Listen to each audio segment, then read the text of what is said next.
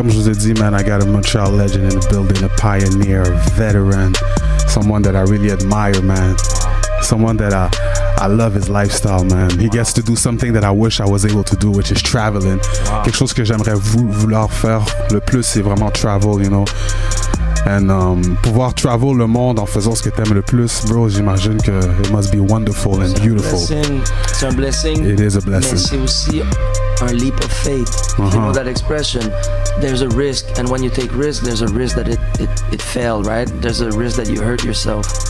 But yeah. Connaissant plutôt ton parcours et comment je peux dire ton expérience, ton expertise and all that. You're not scared of failing, man. It ain't nothing for you, man. You know, you're ready for every challenge. Yeah, but like there's failing that are worse than other. Like for example, failing like being kidnapped somewhere in the world, right? Or being shot at, you know, that's a failure. And these are failures that I don't necessarily want to experience in my life. Est-ce que c'est des failures ou bien c'est plus des shit happen? Yeah, there's shit happens, but sometimes you put yourself in a situation where you lack prudence or you lack discernment or wisdom. I'm moving things a lot when I'm international, and sometimes in countries where censorship is of a high level. So there's a level of risk. I have to know how to not disrupt. I'm not like I want to learn, I want to share. So there's a risk that I make a fool of myself. There's a risk. There's many risks, bro. There's but failure. It's like I think it's not realizing you were not at the level that you were seeing yourself, right? So if I think I'm somewhat of a good human being and I do something that is destructive, or I would feel failure. I would feel some sort of remorse, and I think this is where I don't want to fail. I want to make sure that every moment is full potential. I'm conscious. I'm present. I know my weakest link, all of those things, and I make the best out of what it is, you know? So yeah, there's a risk of failure, and because of that, I'm on my natural instinct to be alive at every moment. For those who don't know Montreal, we got the motherfucking homie in the building. Yeah, Monkey is in the building. Hey man, on a été directement dans le topic. Monkey là, c'est that's how we do, man. You know, straight up. L'important c'est de partager un truc. Chaque moment doit être utilisé à son plein potentiel. Fait que pour moi c'est important que chaque moment, I'm using it beyond Monkey, beyond my name, beyond the accolades. What are we here for? What is my intention? My intention here, it's with a brother, with people that I love, to share consciousness, to share good vibes. It's not about me. I'm not doing promotion of anything. It's really more about connecting. So that's what we did from the start. And I feel blessed that you've been wanting to connect with me, and you always are to the utmost level of honesty and support and generosity. And trust me, I'm ready. I got questions, man. You're gonna have to let me do my thing today and let me talk my talk, all right? Do your talk. First thing first, you know what I mean? I want to congratulate you. Je veux te féliciter parce que tous tes accomplissements, tout ce que tu fais, je vois online, bro. Comme je te dis, moi, j'admire ton travail, you know. Tu t'en vas, t'as la chance de visiter l'Afrique. You feel me? Yeah. Me being African, I don't even have the chance to go back, de retourner comme ça to the motherland. Puis toi, je vois que t'es souvent là-bas. Tu fais beaucoup de collaborations avec les artistes de là-bas aussi. To embrace the culture, and I could tell that you really embracing the culture and stuff like that. Ma question que je me demandais plus, c'est considérant tous les coins de monde que tu vas, of course, t'as été au Mexique, t'as été en France, tu vas partout, you know what I mean? Ce serait quoi le pays qui t'a vraiment, qui t'a touché, qui t'a marqué le plus de tous ces pays-là en ce moment? Parce que je suis sûr qu'au fur et à mesure que tu vas dans ta carrière, tu vas à d'autres places, tu expérimentes d'autres choses aussi. Fait que cette question, je te l'ai peut-être posée en 2008 et peut-être vraiment pas la même réponse que tu vas me dire en 2022. Fait que ce serait quoi, mais tu dirais le pays qui t'a touché le plus et marqué le plus en ce moment? En ce moment, l'endroit qui j'ai le plus qui est dans mes priorités à retourner, c'est l'Ouganda, c'est l'Afrique de l'Est. Depuis 8 ans, je dirais, c'est vraiment ça qui m'a captivé. Pendant quelques années, j'ai justement vécu au Mexique, voyagé le Mexique, performé, peinturé au Mexique. Mais lorsque j'ai eu la chance de mettre les pieds en Afrique, la première fois que je suis allé en Afrique, c'était à Kampala, en Ouganda. C'était la 3e fois que j'étais champion canadien de End of the Week, de EODub. Et c'était la première fois que j'allais en Afrique. EODub allait à la rencontre de l'Afrique parce qu'ils peuvent jamais avoir les visas, ils peuvent jamais avoir l'argent pour venir à la finale mondiale. Donc pour la première fois, on allait faire la finale mondiale en Ouganda. Puis, c'était pas compliqué à avoir les vaccins, les visas, puis toutes ces choses-là? J'imagine. Il y a mille et une manières que je pourrais répondre. Je dirais non, à l'époque, non. Maintenant, c'est plus difficile. C'est plus difficile. Ce qui était... Avant, il y avait une forme de paix internationale qui était là. Maintenant, il y a une forme de guerre on the low qui a lieu entre le front russe-chinois et le front Europe-Amérique du Nord. Et donc, les pays africains qui sont en association avec la Chine, maintenant, vont demander des visas pour tous les voyageurs canadiens. Parce que maintenant, il y a un fossé entre la Chine et le Canada. Donc, ça a toujours été un truc... il y a des petites complications avec le voyage, mais je pense que c'est de vivre... En tout cas, moi, c'est de vivre ma destinée. C'est de comprendre dans mon intuition c'est quoi le niveau de risque qu'il faut que je prenne et où je suis appelé et d'investir ce que je peux investir dans cette direction-là. Et pour revenir au début de ta question, présentement, c'est en Afrique de l'Est. C'est en Ouganda, à Kampala, à Kigali, au Rwanda, à Nairobi, au Kenya. À Dar es Salaam et à Zanzibar en Tanzanie. Ça, c'est les endroits où là, je crée des relations depuis des années. Je suis à la maison là-bas. Je marche sur une forme de tapis rouge social qui est pas dans la vanité du tapis rouge. C'est plus une forme de... Si j'ai des anges gardiens partout, des gens... J'ai des physistes là-bas aussi, tu vois, qui croient en moi, qui me supportent, qui vont toujours s'assurer que je suis safe, que je suis nourri, que je suis diverti, tu vois. Et ça, c'est un blessing. Donc, big shout-out à l'Ouganda. Le Sun Tzu vidéo que tu as fait, c'est en Ouganda. C'est en Ouganda. Okay. Fait que cet artiste que le monde avec qui tu as travaillé là-bas, tu les connais d'avance ou bien c'est quand tu arrives là-bas sur le terrain que tu fais tes connexions? C'est un mix d'un peu tout ça. Présentement, le réalisateur, c'est Sema Films. Lui, je travaille avec lui beaucoup ces temps-ci. Après ça, il y a différents niveaux. Moi, là-bas, mon garde du corps ou ma protection, c'est un Boda guy, les Boda qui est les motos. Et donc, ces dudes-là, c'est des security et des drivers. Et j'ai mon conducteur, j'ai mon véhicule aussi qui joue la même fonction. Donc, dépendant je suis où, j'ai ces gens-là qui sont avec moi. Mais habituellement, on voyage en groupe aussi. Donc, on est une douzaine, on est une quinzaine ensemble. Sur cette vidéo-là, c'est un mix des deux. C'est le réalisateur nous a emmenés dans un club de boxe de ses amis à lui. Donc, la plupart des gens dans la vidéo, je les connaissais pas dans cette vidéo-là. Mais le réalisateur, c'est un très bon ami à moi. Et les autres gens qui aidaient à la logistique et à la sécurité, c'était aussi des amis à moi. Puis quand tu arrives en Ouganda, comment tu te sens? Est-ce que c'est... Je veux dire, plutôt la première fois que t'es arrivé, parce que là, t'es sûrement habitué. La première fois que t'es arrivé, est-ce que c'était un choc culturel? Genre, t'es comme, damn, I'm the only white person here. It's crazy. Moi, par exemple, si je m'en vais à Chibougamau puis je suis le seul noir dans la plage, je le ressens. Ouais. Je suis comme, damn, OK, I'm the only black person here. Bro. Fait que toi, à l'autre bord, est-ce que tu t'es dit la même chose comme t'as eu, comme si, damn, OK, it's real. Puis, tu sais quoi, on dirait que j'ai réussi à comprendre mieux mes frères et sœurs qui vivent dans une forme de minorité visible. Et donc, et même si moi, honnêtement, c'est pas la même chose. Ma minorité visible, à moi, elle était avantageuse. Tandis que la minorité visible d'être noir en Amérique, elle est désavantageuse. Donc, je suis même pas en train de dire que là, c'est la même expérience. Je suis juste en train de dire que tu peux sentir ce que ça veut dire, te sentir l'attention, le focus. Il faut le vivre différemment. Moi, je choisis de comprendre le privilège et le magnétisme que j'ai en tant que déjà nord-américain, peu importe ma couleur de peau, canadien, ma devise, l'argent que j'ai. Et donc là-bas, je suis honnête, très privilégié aussi. Et donc, comment je vais gérer mes privilèges va être révélateur de qu'est-ce qui est dans mon intention, qu'est-ce qui est dans mon cœur. Et tout à l'heure, tu disais, j'embrasse la culture, vraiment. Tu sais quoi? Le blessing, là, avec l'Ouganda, c'est que c'est la culture qui m'a embrassé. Et dès que tu te sens à la maison par la culture, ben tu es à la maison. Et donc, moi, quand j'arrive en Ouganda, ils me disent « Yes, welcome back home ».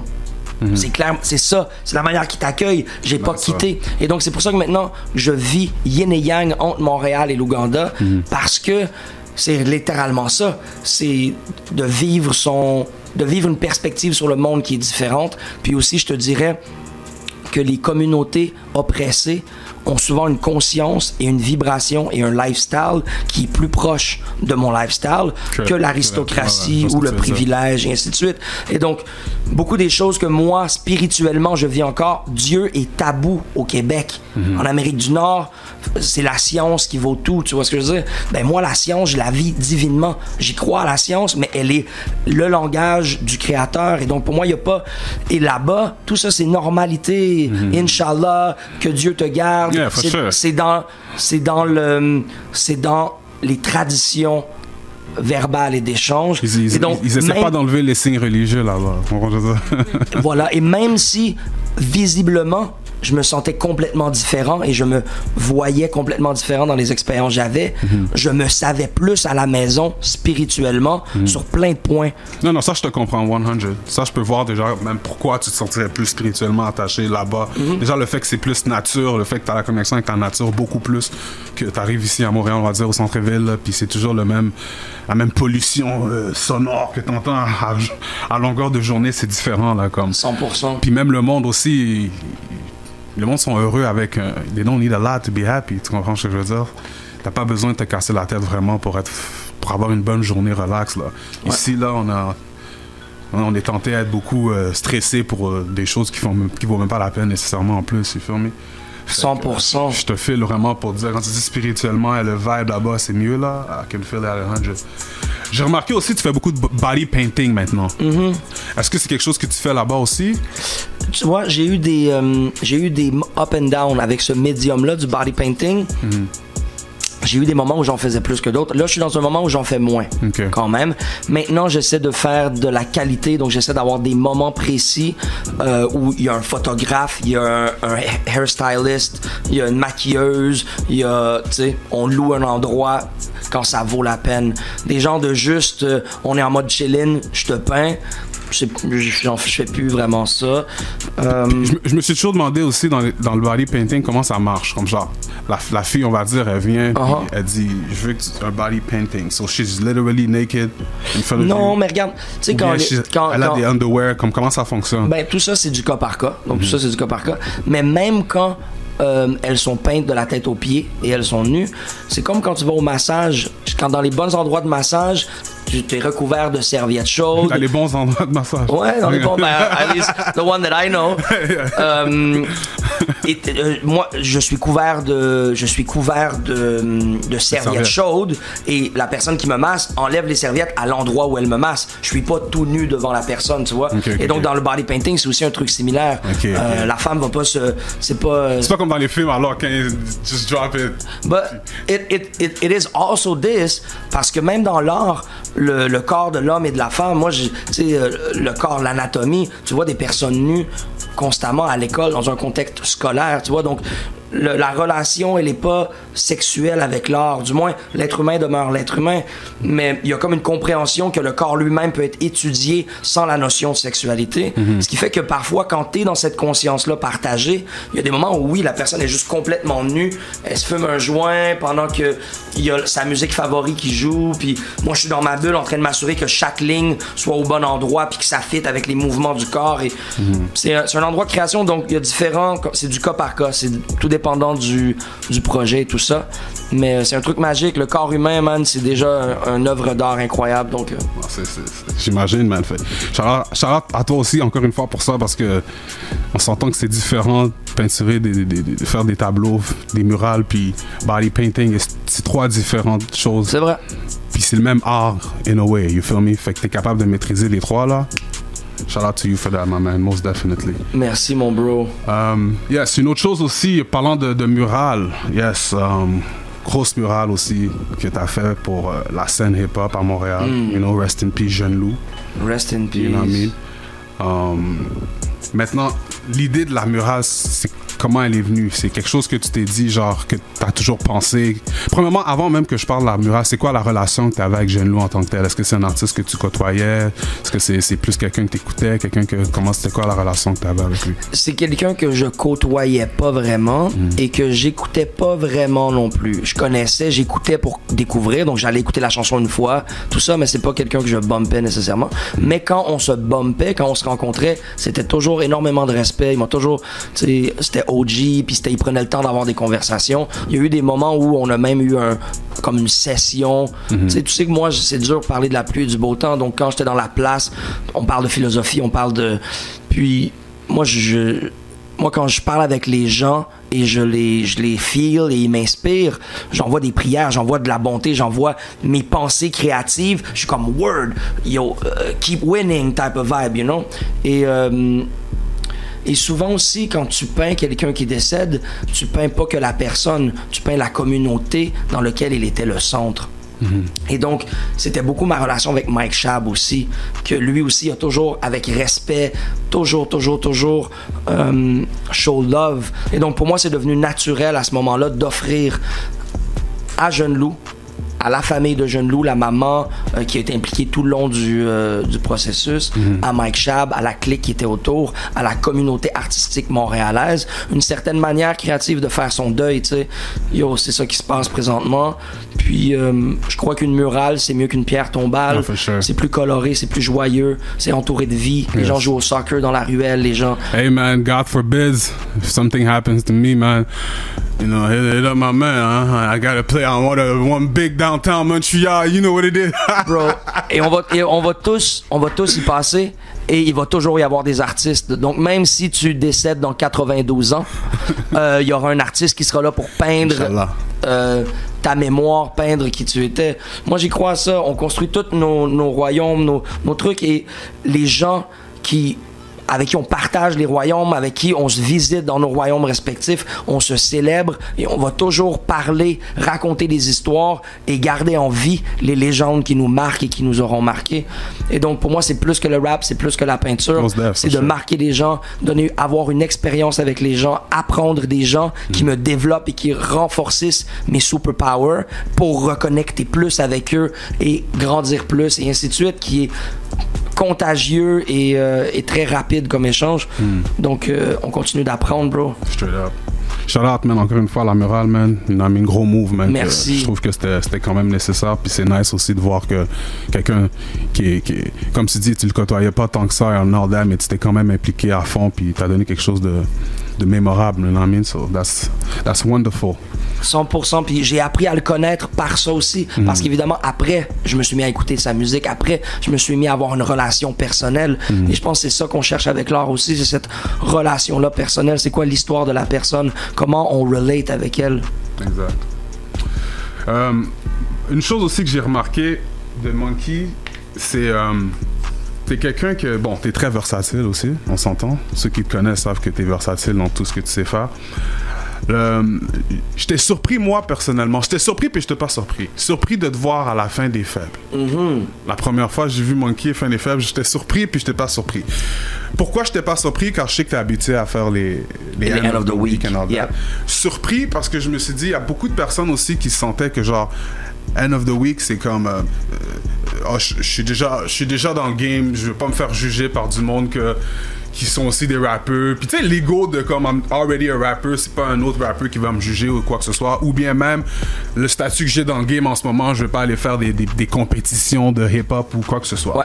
Fait que toi, j'ai vu, t'as dit F all that, t'es venu, t'as montré tes skills, t'as fait ce que t'avais à faire. Okay? Ah oui. Une chose que je veux te demander, par exemple, est-ce qu'il y a une différence entre faire la fin des Faibles à la télé puis le end of the week, les events? Bien sûr. Tu comprends ça? Bien sûr, bien évidemment. Alors, ça, c'est très différent, mais c'est aussi parce que c'est différent que j'ai eu une approche différente. Pour moi, l'idée, c'est l'intention, ça n'a jamais été de gagner. Pour moi, j'ai déjà gagné. Si je suis choisi, le Québec va entendre mes verses en a cappella et en improvisation. Il y a personne qui peut me juger là-dessus. Là. I'm gonna declare myself in places I need humility, but as a francophone rapper, I am top of the shelf of the list of improvised rap here, right? So, je veux dire, peu importe qui il choisirait, ce serait plus un confrère et une consoeur que quelqu'un qui va me juger, qui est au-dessus de moi, tu vois. Et donc, moi, je l'ai vu comme ça. J'ai vu Soulja, Saramé, Corias, c'est 3 personnes de ma génération. Ils me connaissent déjà depuis un certain temps. Ils ont vu mes performances. Moi, j'avais rien à prouver à eux. Moi, c'était plus le public québécois qui allait me juger. Et donc, moi, c'est au public québécois que je me suis présenté. J'ai pas choisi des verses pour gagner. J'en avais rien à foutre à gagner. Moi, j'ai choisi des verses pour me présenter. Okay, fait que c'est ça la différence, tu dirais, le plus entre la fin des Faibles et end of the week, une compétition, c'est quoi, le contenu des verses que tu dirais? Non, il y a des différences qui sont plus évidentes que ça. Tout le processus, t'as pas de public. Je veux dire, moi, je suis champion de connecter avec le public. Donc, quand t'as pas de public, c'est autre chose. très peu était improvisé. Beaucoup de choses étaient préparées à l'avance. Souvent, quand tu arrives au end of the week, pas à la fin des fêtes, mais au end of the week, tu connais même pas le beat sur lequel tu vas rock. Donc, tu peux pas préparer tant que ça. Tu viens, puis tu utilises le moment présent comme un maître de cérémonie à l'ancienne, tu vois, avec tous les tools, des écrits, des impros, du crowd reaction, tout ce truc-là. Je te dirais que c'est ça le plus gros élément différent, c'est que là, c'est préécrit sans public. Ça fait une différence immense quand même dans l'expérience. That's what's up. Et est-ce que tu travaillais sur le projet que tu fais en ce moment, que tu as sorti récemment, pendant que tu faisais la fin des faibles, ou bien c'est quelque chose que tu dis, ok, non, là je fais ça, je me déconnecte de la musique, là je m'en vais faire une murale, je me déconnecte de la musique, ok, là j'ai du temps libre, laisse-moi travailler sur l'album, ou bien tu fais tout en même temps? Moi, le processus? Tout. J'ai un besoin obsessif de me communiquer, et mes manières plus claires de communication, c'est le rap puis le graph. Dans cette idée-là, moi, ça me vient toujours, j'écris toujours. Après, c'est sûr que bon, une fois que j'ai 9 chansons d'écrites, là, je vais passer 1 mois et demi en studio, je vais tout enregistrer. Mais le niveau de la création et de recevoir l'inspiration, ça, c'est constant, c'est on. Et pour te montrer comment je travaille, la plupart de mes albums, c'est des albums duo avec des producers à travers le monde différents. Et donc... Là, c'est Hype Man avec qui tu l'as fait. Exactement, mais l'idée, c'est que pendant que je faisais La Fin des Faibles, j'étais sur 3 albums différents. Et donc là, Hype Man, c'était Les Couleurs Invincibles, celui que je viens de sortir, c'était un de ceux-là. Là, j'en ai un autre avec Motus qui sort dans 1 mois et demi. Et j'en ai un autre avec un chanteur ougandais qui s'appelle Noti Netan qui va sortir cet hiver. Mais j'en ai un autre avec Mike Shab qui sort au printemps. Et pendant que je fais celui avec Mike Shab, j'ai déjà commencé l'autre. Et donc, moi, c'est simultanément, j'ai des folders et je rajoute des chansons une à une dans ces folders-là. Donc, certains des raps que j'ai fait à La Fin des Faibles, là, sont sur Les Couleurs Invincibles, mais il y a un des verses qui est sur le prochain album avec Motus. Et donc, oui, je continuais, j'ai utilisé ce que j'ai écrit pour La Fin des Faibles, pour ma discographie à moi aussi. Et donc là, il y en a un peu qui est sorti, mais je vais continuer à sortir de ces verses-là. Puis d'ailleurs, sur ce projet, Une Couleur Invincible, bon, j'ai joué la chanson tout à l'heure, la collaboration que tu as fait avec... avec Impasse. Meilleure chanson de ma discographie. Connaisseur. Autoproclamé. My greatest hit. Explique-moi, man, c'est quelque chose, comment ça arrivé? C'est que j'étais une relation avec les deux déjà ou bien c'est comme... Ouais. Ben en fait, j'ai une relation qui va à long terme avec Impasse et qui est très deep. Je vais faire ça de manière concise. Mais Mosaïen a joué un rôle important dans ma relation avec ma sœur qui est haïtienne adoptée. Pour moi, c'était un moyen authentique à moi où je pouvais partager de la culture avec ma sœur et l'encourager à découvrir sa propre culture. Et donc, à 11 ans, elle venait avec moi dans les shows de Mosaïen. Elle rappait avec moi déjà. Dès qu'elle avait 9-10 ans, elle écrivait ses propres textes. Et à travers tout ça, à travers le temps, J-Kill est devenue son amie et est maintenant la productrice musicale de ces 4 pièces de théâtre qui tournent à travers la francophonie. Et donc, moi, j'ai voyagé avec J-Kill. Je suis allé au Gabon avec J-Kill. Je suis allé en Afrique. Un des moments où je suis allé en Afrique, c'était avec J-Kill. Et donc, naturellement, son frère Impasse recevait les échos, recevait, en plus de voir ce que je publiais, ce que je peignais, il y avait une relation directe à voir quel genre d'être humain j'étais. Puis notre relation, elle grandissait, même si on se voyait pas beaucoup. Mais à travers le temps, lors de La Fin des Faibles, justement, il s'est mis à m'appuyer dans les radios. Il parlait de moi à quelques occasions. Il a parlé de le travail que je faisais à La Fin des Faibles. C'était pas une compétition, c'était un travail divin, un truc du genre. Et moi, ça m'a marqué, ça m'a ébloui. Parce que tu sais jamais, il y a plein de gens qui peuvent hate sur le truc ou tu sais pas comment les gens vont se positionner sur des projets commerciaux ou mainstream comme ça. Et donc, je lui ai dit, mais s'il te plaît, mon bro, moi, je suis un artiste indépendant. J'ai l'impression que je galère. J'ai l'impression que j'ai moins de visibilité, d'opportunités et d'amour chez moi que j'en mérite. Puis ça, c'est mon ego, c'est mon narcissisme et tout ça. Mais je crois que c'est aussi vrai. Je crois que j'ai plus de talent que la visibilité qu'on m'offre chez moi-même. Et il m'a dit, ben oui, évidemment, tu sais. Puis il m'a dit, OK, ben on va faire un truc, on va faire un track, on va le mettre en morceaux comme ça va être public, comment je te feel, comment je te supporte. Parce qu'évidemment, on se supporte là dans les DM, on se dit what's up, on se dit yo, big up ton ci, ton ça, mais quand ça devient public, les gens ont besoin d'une validation. Les gens vont avoir peur d'aimer quelque chose si ça n'a pas été aimé avant eux. Ils veulent voir que c'est validé. Après, et donc voilà, et de ce truc-là, moi je voyais beaucoup les gens, ils demandaient ce serait quoi votre track classique, tout ça. Puis les gens disaient yo, on n'a jamais vu Impasse et Connaisseur ensemble. Puis moi, Connaisseur, je le connaissais pas depuis longtemps, mais déjà on partageait des comments, des DM, des vidéos, des trucs, on partageait sur du knowledge, on avait certaines affinités de contenu, et donc je me suis dit yo bro, on fait ça. Tu sais, il parle une fois de temps en temps dans ses albums des trucs de troisième œil, des trucs un peu plus ésotériques que moi, c'est plus ma niche à moi, lyricalement. Et donc, j'ai dit, les boys ont fait ça. Impasse, je sais, Mosaïen, c'est tout le langage codé, révolutionnaire. Fait que j'ai dit, prenez vos bars que vous faites ça et expand ça à un verse complet de trucs un peu alternatifs. Et les deux ont cliqué sur ça. On a trouvé le beat qui matchait parfaitement. Pas mettre de chorus devenait naturel. Parce qu'il y avait déjà beaucoup de contenu. Puis moi c'est un de mes tracks favoris de ma discographie. C'est un track je me sens autant honoré sinon plus que la chanson que j'ai fait avec Kendrick Lamar. Ça pour moi c'est un truc qu'on était ensemble, on l'a créé ensemble. C'est pas d'être qu'un truc fall on my lap puis j'ai l'honneur de faire un truc là, c'était vraiment on construit un track ensemble puis ça paraît dans le track. Bon, pour moi c'est il est deep donc juste l'entendre tout à l'heure me faisait plaisir. Le chemistry and all that là. Vraiment. Donc big shout out à ces deux-là de me faire confiance puis d'avoir amené leur A-game. Ils sont venus, ils ont pas fait un 12 bar cheap là. Ils ont fait des 24 bars avec plein de bars, plein de knowledge, plein de courage même de dire certaines choses, man. So, qui a été le hardest entre les deux pour d'après toi? Les deux. Moi, je pense que Impasse a été peut-être artistiquement le hardest dans comment il y avait des triples sens avec les jeux de mots de la ville, de la semaine, les lundis, les mardis, tout ça. Il y a comme un extra layer. Moi, je dirais que c'est peut-être lui qui a le meilleur verse au niveau artistique de l'album, mais le plus courageux, ça a été Connaisseur, là, et ce qu'il dit à propos de sa position philosophique sur la crise est très je dirais même radical, mais c'est un radicalisme qui est pas radical parce que plein de gens, on est une majorité à se sentir comme ça, mais pas tous les rappeurs osent le dire parce que ça peut jouer un rôle dans l'algorithme, ça peut jouer un rôle dans le sponsorship, ça peut jouer un rôle, tu vois, et comme nous, c'est notre gagne-pain, c'est notre hustle, je trouve que ça prend un courage de venir à l'avant-plan et dire non, man, malgré que le mainstream il dit ça, moi je crois le contraire, tu sais. Donc, shout-out à ces deux, pour moi, c'est deux. Puis ça, c'est un Impasse. À travers eux, je vis comme le retour de mon amour pour la culture haïtienne, pour le fait que je suis un enfant de l'Haïti, dans l'idée où j'ai eu plein de grands frères haïtiens, la culture haïtienne, les valeurs, la discipline, la manière d'interagir, le slang, le rap, tout ça. Donc, pour moi, c'est une manière de redonner respect. J'ai toujours l'impression qu'il y a un Haïtien sur le trône du rap québécois à toutes les époques du rap québécois. Et donc, pour moi, c'est comme un honneur d'avoir deux rois qui sont sur leur trône fièrement et solidement et avec pertinence. C'est des OG qui font un shit qui est actuel et qui est relevant. Fait que moi, je suis honoré de cette collab-là. That's what's up, man. Big track, by the way. Allez, make sure que vous allez écouter le projet. Hein. C'est disponible dès maintenant sur toutes les plateformes. Les couleurs invincibles.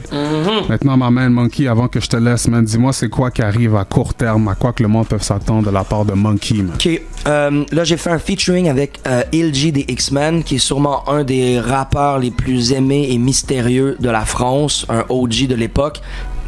Il y a eu comme un coup de foudre artistique entre nos clics et donc on a fait un morceau, je repars à Paris faire 2 autres morceaux, shooter avec Carlos Guerra notre premier morceau. Après ça, je pars au Mexique, je retourne peindre là-bas pour un restaurant, design intérieur, tout ça. Nice. Je continue à tourner au Mexique avec les boys. Je reviens un peu à Montréal. Je fais l'écoute de mon nouvel album avec Motus. Et après ça, je jette pour l'hiver Ouganda, Tanzanie, Kenya, Rwanda. Inch'Allah, si Dieu veut. Mais Ouganda, absolument. Sénégal, absolument. Puis après, je laisse les opportunités me guider pour le reste. Mais je dirais, continuez à faire tourner les sons, mettre la musique dans vos playlists, allez écouter les albums, mettez une chanson, deux chansons dans vos playlists, aidez les artistes indépendants à être vus et à vaincre l'algorithme. Fait que toi, Monkey, en général, avec tout ce que tu fais, c'est quoi le meilleur moyen de supporter Monkey? Je dirais, wow, le meilleur moyen dans le plus deep des choses, c'est de me vouloir du bien. Juste internement, si t'entends ma musique, si tu vois mes trucs et t'es comme word, je feel ce dude-là, ça c'est comme une prière, c'est un kudos. Dans mon karma, ça se révèle, cette énergie-là, cette pensée-là que tu m'as envoyée, positive, fait en sorte que je suis en sécurité partout, que j'ai des beaux projets partout, la vie me remet parce que la vie me redonne à travers ces mini-prières-là. Donc la meilleure manière de me supporter, c'est de me vouloir du bien, envoyer une pensée à moi, quand vous voyez une de mes chansons, écoutez-la jusqu'au bout, partagez-la à quelqu'un.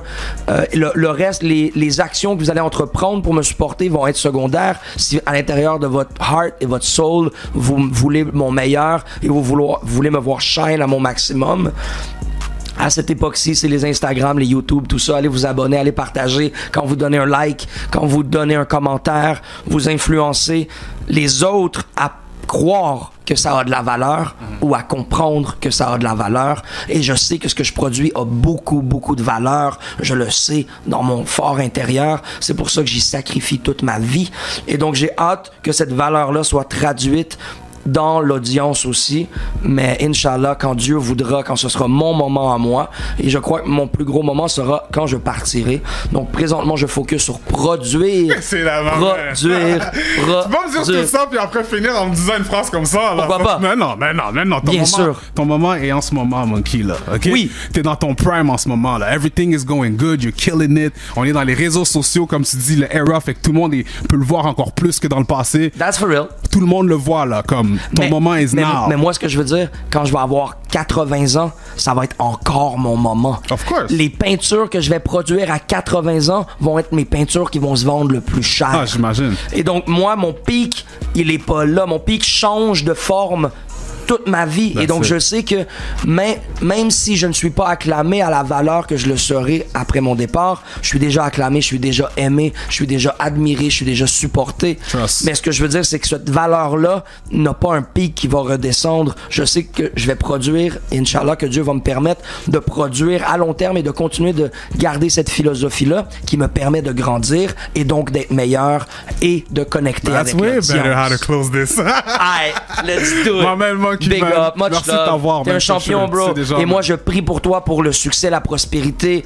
T'as une énergie qui mérite d'être célébrée aussi. Que J'apprécie, ton man. show soit signé sur des plateformes immenses. Most Que def, tes most battles def. soient vus You et heard the aident man. la nouvelle génération de battlers. Respect. Que tes shows que tu organises rassemblent les bonnes personnes pour que Montréal and beyond soit en santé. J'apprécie, Merci pour man. tout, frérot. The MS Radio Show will be right back, Montreal. Let's go.